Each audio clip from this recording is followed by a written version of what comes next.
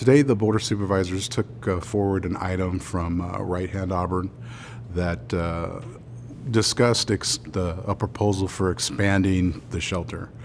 They provided us some background information about how the shelter was working with regards to serving a number of homeless folks in the Auburn area, that the shelter was was full almost every night. And from this point, that was an action that we took several months ago to provide them the opportunity to have a 90-day trial period with their non-24-hour shelter.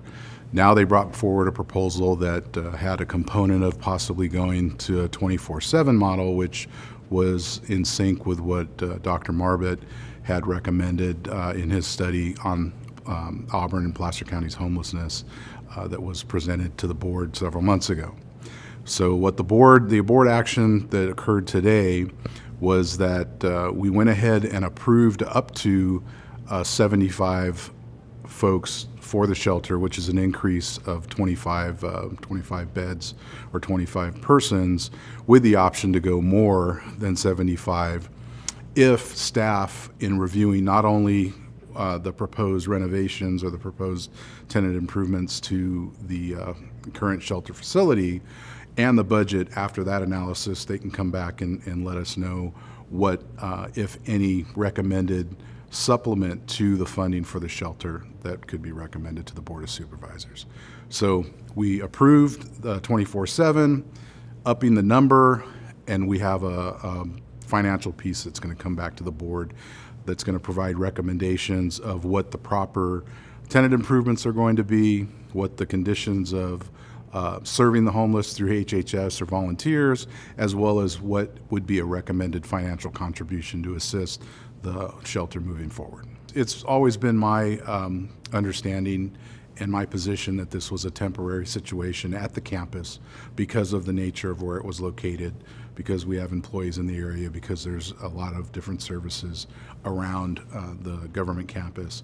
And this was only temporary, and through a greater understanding and a greater collaboration with our local jurisdictions, nonprofits, churches, and businesses, that we would together figure out where a proper site would be for a future permanent shelter would be. I had come into the board, this board meeting today, wanting to go a little bit more slowly than the request was to go 24/7. But after listening to some of the residents, after listening to advocates say that it would be very important to have them have access to services for a longer period of time, it just came to me that it might be not a bad request to go to 24/7, and that's why I changed my position on that, because I think that it will reduce the amount of possibly reduce the amount of contact that homeless have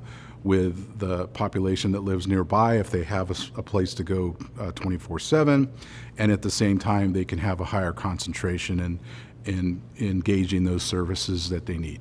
I have always understood that shelters do have a component that works. The question then becomes is what are the next steps? So I had an understanding and a belief that it would address a short-term need that we have, and that together we can figure out a long-term solution that everybody can understand. But I was really hopeful and was really glad to hear that folks are getting addressed. They have a place to stay. Some of the members that actually that live in the shelter right now are getting jobs. Some of them spoke today and saying that this is, they're turning their lives around. That's really what what my motivation was to assist these folks. I don't view it as a hand out. I view it as a hand up so they can resume contributing in a positive way to the community in later years.